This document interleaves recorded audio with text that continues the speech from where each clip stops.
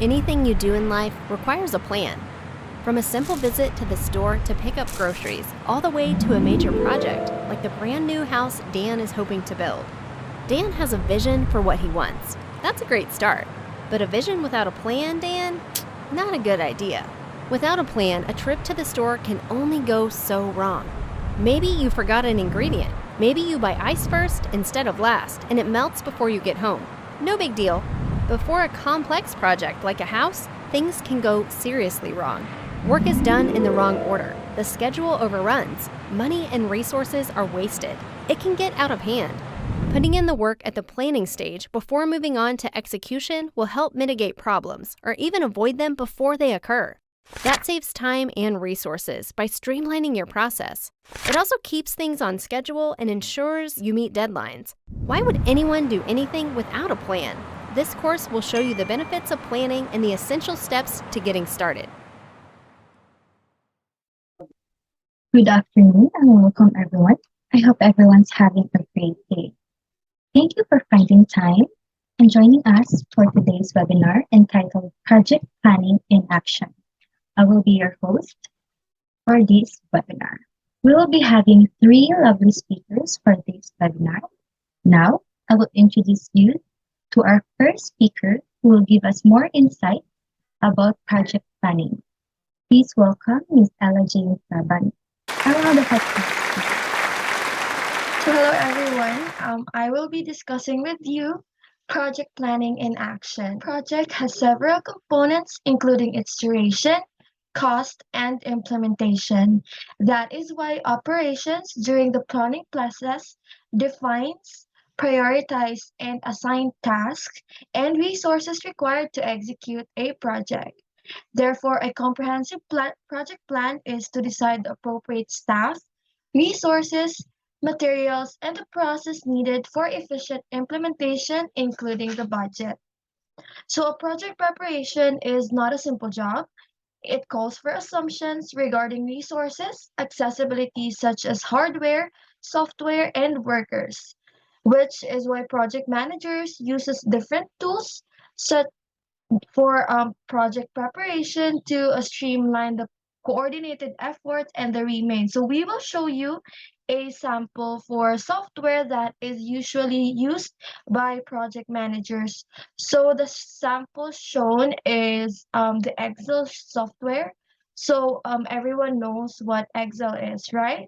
So Excel is what's project managers commonly use when doing their project planning. So they use Excel because it has different features and it is actually very convenient, especially for business because it can help us forecast using the data that we input in the Excel, and there are also formulas that I can be able to help us to be able to like know what if our planning is actually effective or not. So Excel is just one of the example that project manager uses as their tool in project planning. So there are also other software, but most commonly used is the Excel. So project plans are created generally by listing their task from start to finish. So the nature of the project management process demands that plans be continuously monitored during project execution and according to the most recent data and also updated from time to time after each plans. So with this, I will be discussing to you again the project segments. So project is divided into 9 segments for software and hardware. So the first segment is the concept evaluation. So this segment is a form of assessment in which the idea of the product or the project is evaluated. So in this segment, it is prominent evaluation, measuring, and measurement procedure. The second segment is the identification criteria. So in this segment, it specifies the necessary resources like the labor, machinery, and materials to complete the project. So in this segment also, it must be important that schedules must be determined, which means there is a specific timeline to which the project will be made and will finish. So the third segment is the design segment. So in this segment, it provides or it gives the project's blueprint with all the technical informations needed for the development team to continue with solution building and configuring, because we all know that um, everything does not goes into plan, so there are many risks that we can encounter throughout the project planning process. So it is important to have a structured blueprint so that we will be able to like configure or change anything that is needed to be changed in our project planning. So the fourth one is the implementation. So from the word itself, the implementation, it is the way the project is done, or it is how it is made into action. The fifth segment is the testing. So in this segment, it will outline all research levels to be carried out during the project's build, configured, and test process. So in this segment, it is where we test if our project is actually effective or not. So this is the research process. So it is um, where we will be able to know if the process that we have made would be actually effective in the future, and it would also like have a like positive effect after the project is done. So the sixth one is the integration. So in this segment, it has different elements and the project needs. So it to achieve their common objectives of scope, schedule, and budget to meet the project goals. So like what I said, a project has its schedule. So how we will do the project in a timely manner. So there is a goal in when we will be finishing the project. So this is the segment where we will be able to see those schedules and as well as the project, I mean the budget plans in the whole project itself. So the seventh segment is the approval segment. So in this segment, it ensures that the task being considered suits the information in the work breakdown structure, its scope, timetables, and budget. So um, work breakdown structure will be discussed further with our next speaker. So I will not discuss this one furthermore, okay? So, but basically in the approval segment, it must we must be able to like ensure that all our datas or all the information that we have for our project planning is the same information that we can see in our work breakdown structure. So the eighth segment is the customer test and assessment. So in this segment, it involves meeting customer satisfaction, which is a very crucial aspect of project management. So from the meaning itself, it is to meet customer satisfaction. It is where we test if our project was able or will be able to meet the customer satisfaction in the present and as well as in the future. So lastly, the last segment is the preparation and maintenance. So it in this segment, it guides in planning for the project implementation and support of all resources. Thank you so much, Ms. Satoto, for sharing your knowledge about the project charter. Now, before Ms. Saban will continue speaking, we'll be playing a short icebreaker video that will highlight the importance of project planning. Thank you so much. It is my joy to be speaking in front of everyone today. I will be talking about Project Charter. So, what is Project Charter? Projects need approval before they can be executed. The Project Charter is the document that formally authorizes the existence of a project. It serves to document some basic things about the project, so everyone has a common understanding of the work that is about to begin. The project charter consists of three primary components, namely project overview section, project approach section, and the project approval section. Now I will be talking about the first component, which is the project overview section. Under the project overview section is the identification. It is where we state the project's general information, such as its name, description, and who are the people involved in the project. Next is the project background. It shows the background information that explains how the project was formed. Next is the purpose. You must have a clear picture of what the project is in place to achieve. This is where you state the purpose of the project. Include details on the appendices to support the claim. Next is the project scope and limitations. Don't forget to note what will not be included in your project. The purpose of your project scope is to set limits to the work that will be executed. It is necessary to include constraints because it will shape the project scope. Next, the project goals and objectives.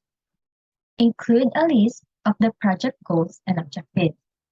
Project goals are the high-level benefits that the project should generate, while the project objectives are the specific milestones or steps that are needed to complete them.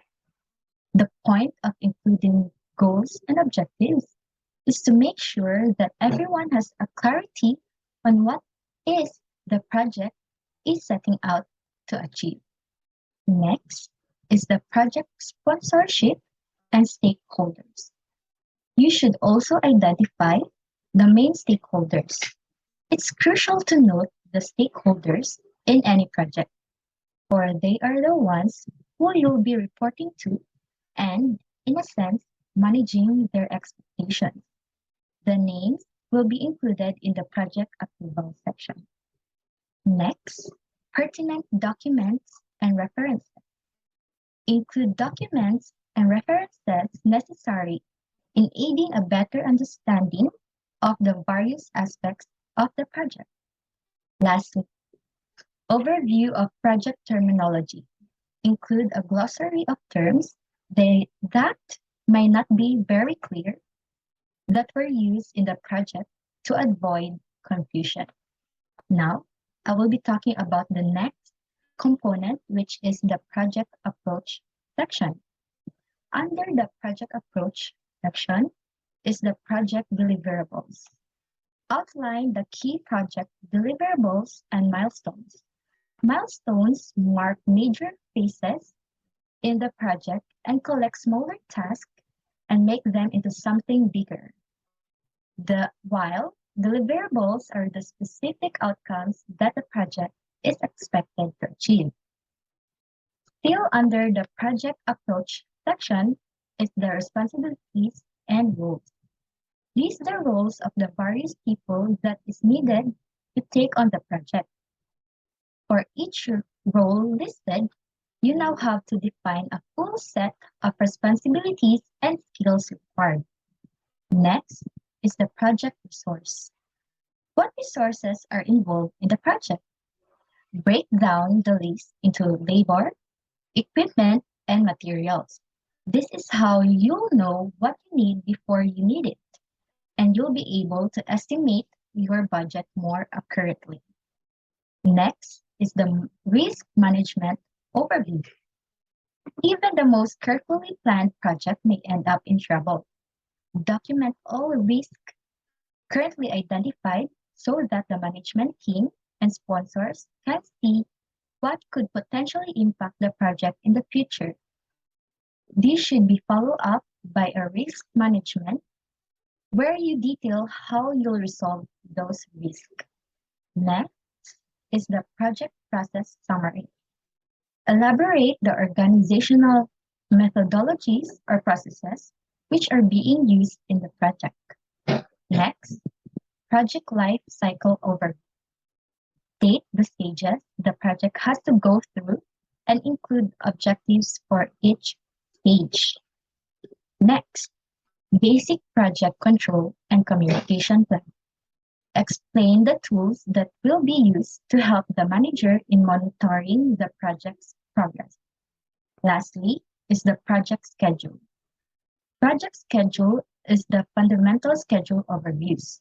It is suggested to use software to produce schedules that can be monitored and adjusted as the project progresses. Now, I will be talking about the final component, which is the project approval section. This final part of the project charter is the approval section. The project manager and project sponsor must date and sign the document. This signifies their acceptance of their responsibilities for completing the project and providing needed support if the project needs more resources. So that will be all for the project charter.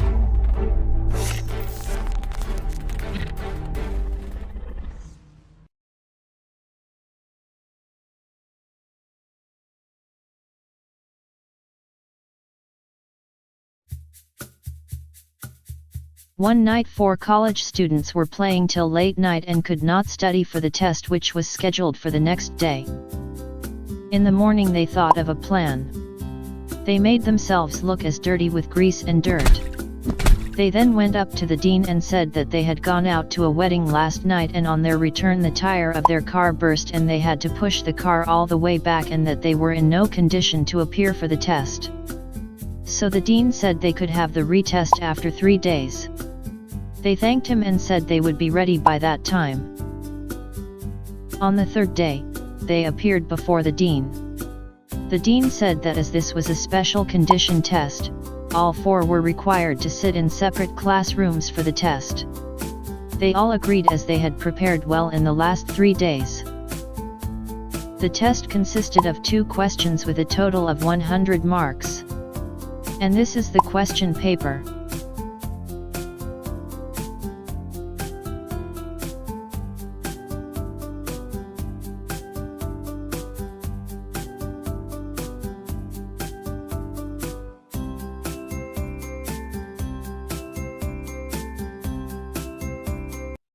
So yeah, like what is shown in our icebreaker video, it is important for us to always plan ahead and make the right plans in any situations in our life.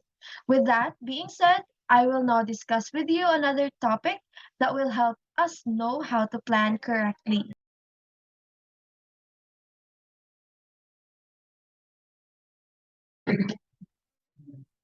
So writing this project scope.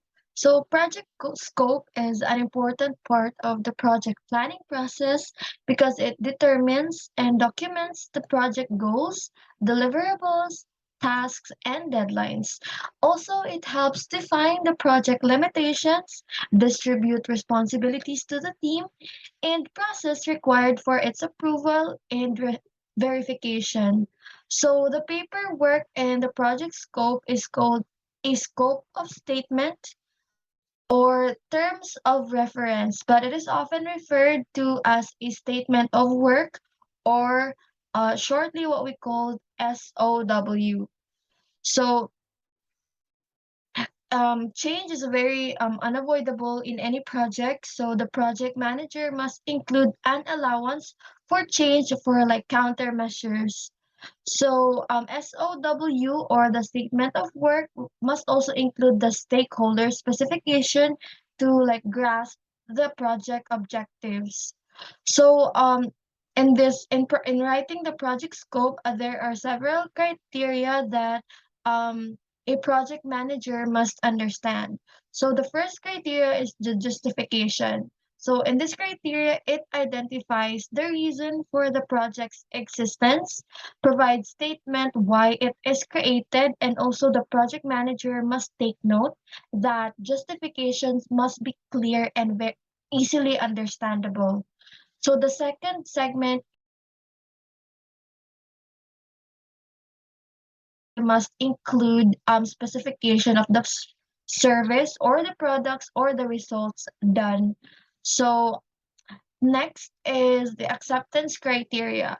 So in this criteria, conditions must be satisfied before product deliverables are accepted. The fourth criteria is the deliverables. So in this criteria, the project manager must determine what internal and external deliverables are and what the project procedures and those things that the project would deliver to the customers. Lastly, we have the project execution and constraints. So in this criteria, the project manager must know the limitations.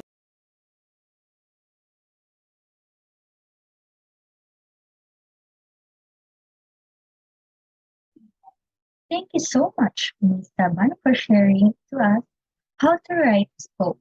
Now, to welcome our third speaker who will share to us how to develop a work breakdown structure. Please let us welcome Ms. Katik. Now, the floor.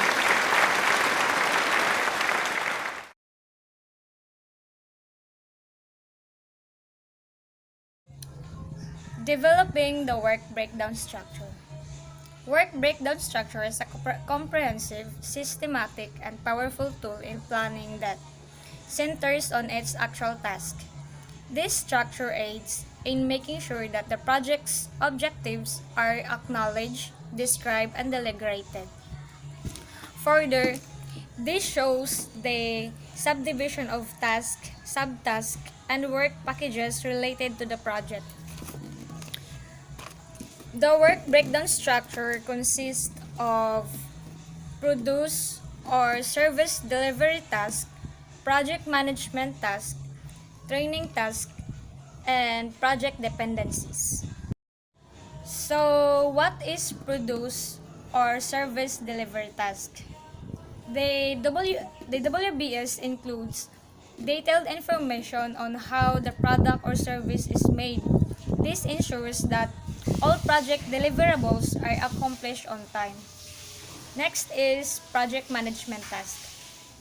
The WBS shows tasks that deal with project management activities to allocate sufficient time and resources. Next is training task. This include to ensure that the team members and users have the right training to perform efficiently. And lastly is project dependencies. The four types of dependencies and their deliverables are added to make sure that they are followed. Thank you so much, Ms. Katik, for sharing your knowledge. Great. That's our last speaker for today. Thank you, everyone. We appreciate you for being here, joining us in our today's webinar entitled Project Planning in Action.